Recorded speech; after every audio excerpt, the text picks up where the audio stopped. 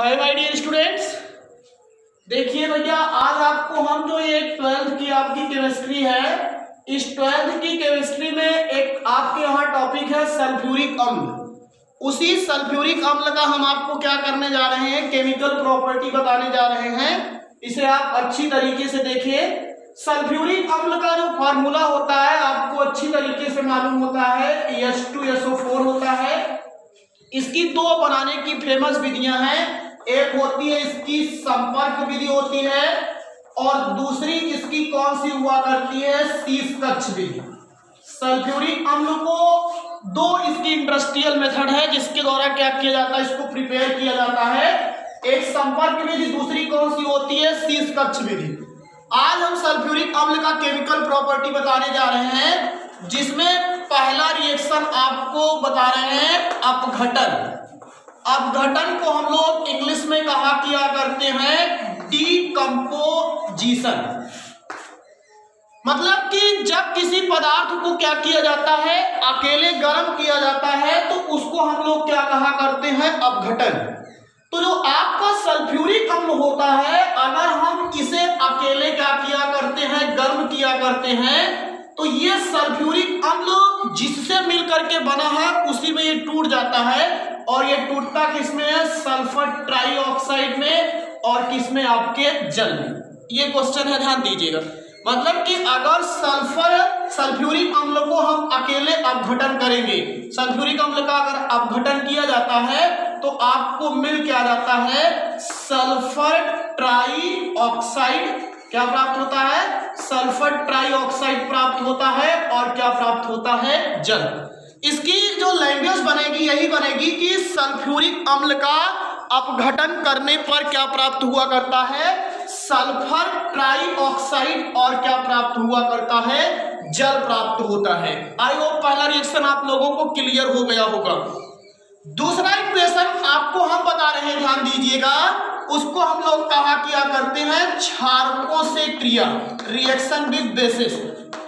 आप लोगों ने पढ़ा होगा कि कोई भी अम्ल जो होता है, अगर हम उसकी अभिक्रिया क्षारक के साथ किया करते हैं तो हमेशा क्या बनता है, साल्ट एवं जल। मतलब अम्ल की अभिक्रिया क्षारक के साथ कीजिएगा तो साल्ट और जल बनता है, और इसी अभिक्रिया का नाम है आपका। इस अभिक्रिया को क्या कहते हैं, आप सब लोग कमेंट जरूर करिएगा। इसमें इस रिएक्शन को क्या कहते हैं, When acid react will be bases give salt and water। जब अम्ल और क्षार आपस में अभिक्रिया करते हैं, बहुत छोटी चीज है, ये हाई स्कूल लेवल स्तर पे है कि अम्ल और क्षार आपस में अभिक्रिया करते हैं तो साल्ट और जल बनता है। इस अभिक्रिया को क्या कहा किया करते हैं, आप लोग इसका कमेंट जरूर कीजिएगा।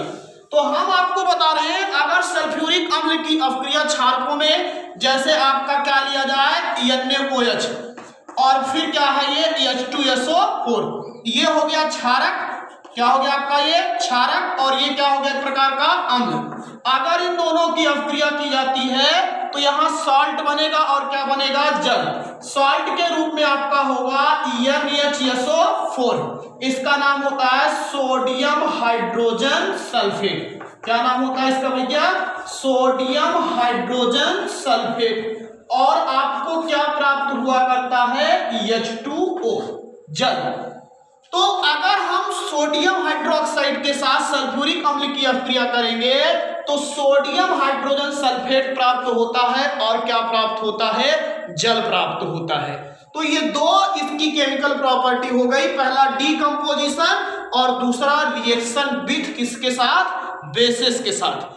अब आपको हम तीसरा अभिक्रिया बताने जा रहे हैं। जो इसका तीसरा केमिकल प्रॉपर्टी है वो आपकी और बढ़िया है और अच्छी है, लेकिन उस केमिकल प्रॉपर्टी को समझने के पहले आपको एक बात पहले ध्यान देता हूं, बता दे रहा हूं।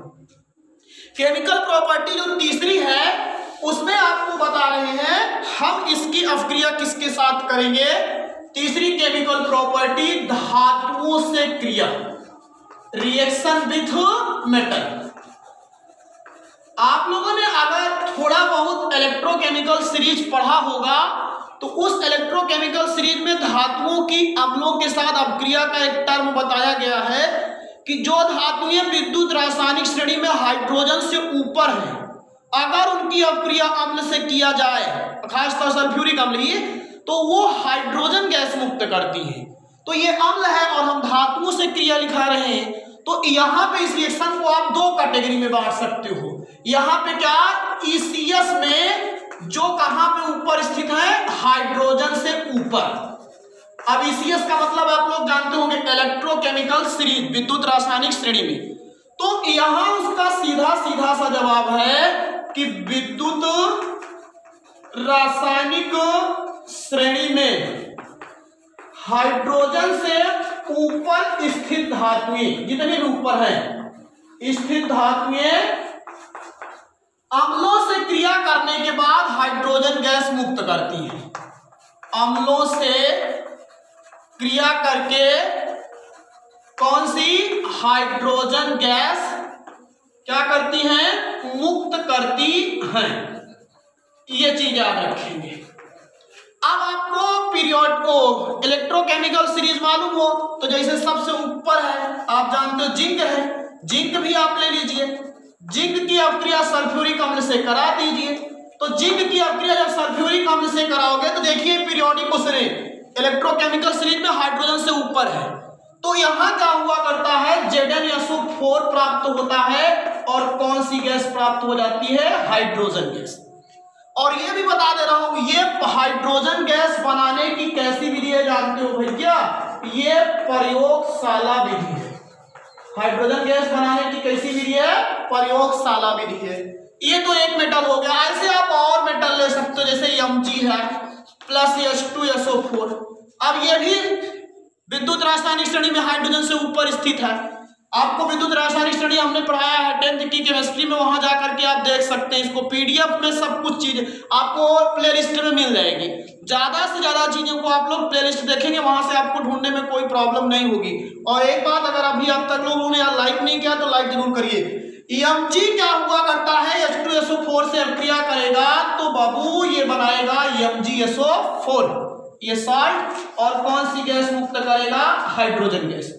तो पूरा कंक्लूजन ये निकल के आया कि ECS में जितनी भी हाइड्रोजन से ऊपर स्थित धातुएं हैं, अगर उनकी अपक्रिया सल्फ्यूरिक अम्ल से की जाती है तो ये साल्ट बन रहा है, ये जिंक सल्फेट है, ये मैग्नीशियम सल्फेट है, और कौन सी गैस बाहर हो रही है, हाइड्रोजन गैस। कौन सी गैस, हाइड्रोजन गैस बाहर हो रही है।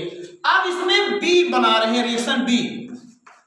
ECS में हाइड्रोजन से नीचे स्थित धातुएं, अब आपको मालूम है कि जो ECS में हाइड्रोजन से नीचे स्थित धातुएं हैं, अगर वो अम्ल से क्रिया करती हैं, अब यहां नीचे लिख सकते हो, ECS में हाइड्रोजन से नीचे स्थित धातुएं क्या करती हैं, अम्लों से क्रिया करने पर, अम्लों से क्रिया करने पर ये हाइड्रोजन गैस मुक्त नहीं करती है। जितनी भी धातुएं हैं हाइड्रोजन गैस को ये मुक्त नहीं करती हैं।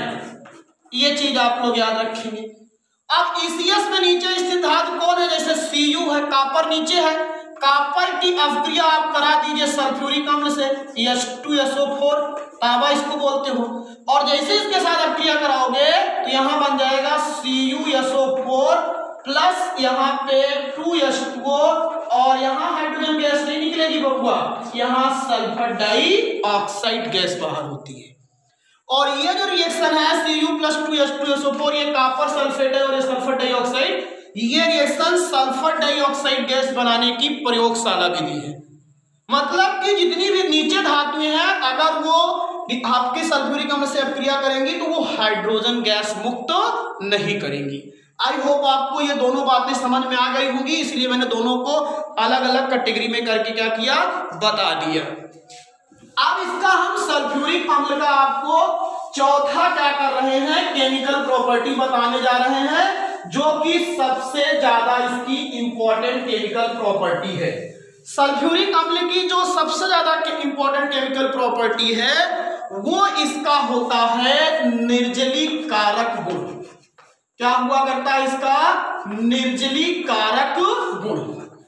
मतलब जो निर्जलीकारक किसे कहते हैं, वह रासायनिक पदार्थ जिसकी उपस्थिति में अभिक्रिया में से जो पदार्थ होता है वो वाटर मॉलिक्यूल को बाहर निकालने में सहायता करता है, उसे हम निर्जलीकारक कहते हैं। और सल्फ्यूरिक अम्ल में निर्जलीकारक का गुण पाया जाता है। इस चीज को आप लोग ध्यान से लिख लीजिएगा कि सल्फ्यूरिक अम्ल क्या हुआ करता है, विभिन्न प्रकार के पदार्थों में पाए जाने वाले जल का अवशोषण कर लेता है, अतः इसमें निर्जलीकारक का क्या होता है, गुण पाया जाता है। और यही कारण है कि अब इसकी कुछ हम निर्जलीकारक अभिक्रिया बता रहे हैं। जैसे सबसे पहले एथिल एल्कोहल। एथिल एल्कोहल का ये कैसे निर्जलीकरण करता है, अब आप ध्यान दीजिएगा। अगर हम एथिल एल्कोहल को क्या किया करते हैं, C2H5OH, इसको अगर हम यहाँ पे बताया जाता है H2SO4 की उपस्थिति में, सल्फ्यूरिक अम्ल की उपस्थिति में, अगर हम इसको क्या करें 160 से 170 डिग्री सी पर गर्म कर दें, तो यहां से देखिए एक H यहां से OH बाहर हो जाएगा, तो बचेगा क्या, यहाँ C2H4 और बाहर क्या हो गया H2। अब देखो रिएक्शन में पानी बाहर हो रहा है ना, और अगर अभिक्रिया में पानी बाहर हो रहा है तो निर्जलीकारक अभिक्रिया है। बतिया समझ में आ गई ना। तो और ये जो प्राप्त हुआ करता है ये एथिलीन है।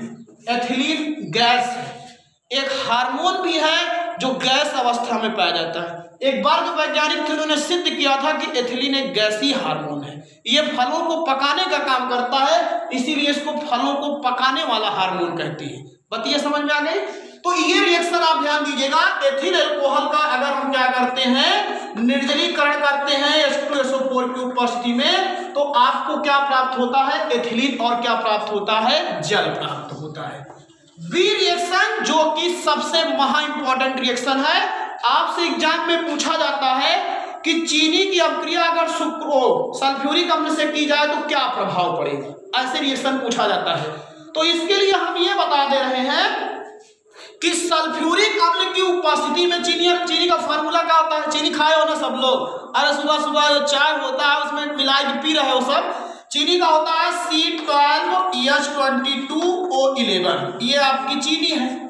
अगर इसको हम सल्फ्यूरिक अम्ल H2SO4 की उपस्थिति में गर्म करते हैं तो यहां से क्या होता है, जितना ये कार्बन होता है वही शेष रह जाता है, बाकी पानी बाहर हो जाता है। क्यों, निर्जलीकारक अभिक्रिया के कारण। तो यहाँ बचता क्या, देखो 12 कार्बन है तो यहाँ 12 कार्बन हो गया, करिए कार्बन, और उसके बाद देखिए ये 11 और 22, तो आपका 11 ऑक्सीजन है, इसका मतलब 11 क्या निकल जाता है, H2। मतलब अगर चीनी की अभिक्रिया सल्फ्यूरिक अम्ल से की जाती है तो आपको ये कार्बन या कोक बचता है और यहाँ क्या निकल जाता है, पूरा जल। इसीलिए पूरी चीनी जो होती है, जैसे उसमें सल्फ्यूरिक अम्ल के साथ उसको अभिक्रिया कराया जाता है, पूरी की पूरी चीनी कैसे हो जाती है, काले रंग की हो जाती है। यही क्वेश्चन है कि सल्फ्यूरिक अम्ल से अभिक्रिया अगर चीनी के साथ की जाती है तो उसमें से जल के अणु बाहर निकल जाते हैं और पूरी की पूरी चीनी आपकी क्या हो जाती है, काले रंग की हो जाया किया करती है। ये हो गया आपका, जान लीजिए ये रिएक्शन बहुत इंपॉर्टेंट है। ऐसे ही आप ग्लूकोज को भी ले सकते हो। ग्लूकोज का फार्मूला क्या होता है, C6H12O6, और अगर इसको आप फिर सल्फ्यूरिक अम्ल की उपस्थिति में हीट करिए तो जैसे इसमें 12 कार्बन चला गया था, इसमें से 6 कार्बन जाएगा, तो यहाँ 6C और फिर 6 ऑक्सीजन है तो 6H2O निकल गया। अब मतलब ग्लूकोज भी क्या हो जाता है, ब्लैक कलर का हो जाता है। तो ये बबुआ आपकी सल्फ्यूरिक अम्ल की क्या थी, केमिकल प्रॉपर्टी। सल्फ्यूरिक अम्ल की जो सबसे इंपॉर्टेंट केमिकल प्रॉपर्टी है वो निर्जलीकारक अभिक्रिया है। ये एथिलीन गैस बनाने की प्रयोगशाला विधि है। और ये क्वेश्चन आपसे पूछा जाता है कि चीनी की अभिक्रिया अगर सल्फ्यूरिक अम्ल से की जाती है तो क्या प्राप्त होता है, बता दीजिएगा। वाटर मॉलिक्यूल बाहर हो जाता है और पूरी चीनी क्या हो जाती है, ब्लैक कलर की हो जाती है। और ये क्या है आपका, ग्लूकोज है। ग्लूकोज की भी अभिक्रिया अगर चीनी के साथ करेंगे तब, सॉरी ग्लूकोज की अभिक्रिया सल्फ्यूरिक अम्ल के साथ करेंगे तब भी आपको एक काले रंग का क्या होता है, पदार्थ प्राप्त होता है। अब जैसे सल्फ्यूरिक अम्ल का उपयोग, आपसे लास्ट टॉपिक आपको बता रहे हैं, ध्यान दीजिएगा। सल्फ्यूरिक अम्ल का जो उपयोग हुआ करता है, जो यूज हुआ करता है, सबसे पहली चीज तो इसका उपयोग किया जाता है प्रयोगशाला में अभिकर्मक के रूप में। जो विभिन्न प्रकार की अभिक्रियाएं होती हैं उसके रूप में हम इसका क्या किया करते हैं, उपयोग करते हैं प्रयोगशाला में। किसके रूप में, अभिकर्मक के रूप में। दूसरा जो इसका उपयोग किया जाता है, जो विभिन्न प्रकार के आप लोग सेल या बैटरी देखते हो, जैसे सीसा संचायक बैटरी होती है, इन सबको संचायक क्या है, बैटरियां बनाने में। जो संचायक आपकी जो हैं, घर पे आप लोग देखते होंगे ना, जो बैटरी होती है उसमें तेजाब डाल दिए, तेजाब वो तो है सल्फ्यूरिक अम्ल। इस H2SO4 को किस नाम से जाना जाता है? तेजाब, हालाकशीस का अम्ल, अम्लों का राजा। समझ में आया? तो ये हो गया संचायक सेल को बनाने में इसका उपयोग किया गया। और अभी एक उपयोग बताया ही था, वो क्या था इसका? निर्जलीकारक के रूप में। किसके रूप में इसका उपयोग किया जाता है? निर्जलीकारक के रूप में किया जाता है। ये सल्फ्यूरिक अम्ल जो है इसका उपयोग निर्जलीकारक के रूप में, और विभिन्न प्रकार की औषधियों को बनाने में भी इसका उपयोग किया जाता है। औषधियों के निर्माण में ये सल्फ्यूरिक अम्ल का उपयोग है। और अगला होता है इसका धातुओं के निष्कर्षण में।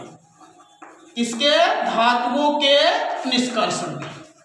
तो इस तरीके से बबुआ आज हमने इस पूरे लेक्चर में आपको सल्फ्यूरिक अम्ल की केमिकल प्रॉपर्टी और क्या बता दिया, आपको उपयोग बता दिया।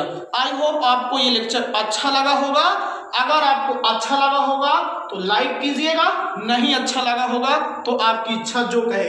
और अगर चैनल पर नए हो तो चैनल को सब्सक्राइब करके बेल आइकन प्रेस कर लीजिए, ताकि सभी वीडियो की नोटिफिकेशन आपको मिलती रहे। तुरंत पता लग जाएगा, जैसे यहाँ से हम बटन दबाएंगे वैसे तुमको करंट लगेगा शरीर में कि मिल गया वीडियो आपको। और देखिए, बढ़िया तरीके से अध्ययन कीजिए। मिलेंगे एक नए क्लास में। थैंक यू, धन्यवाद।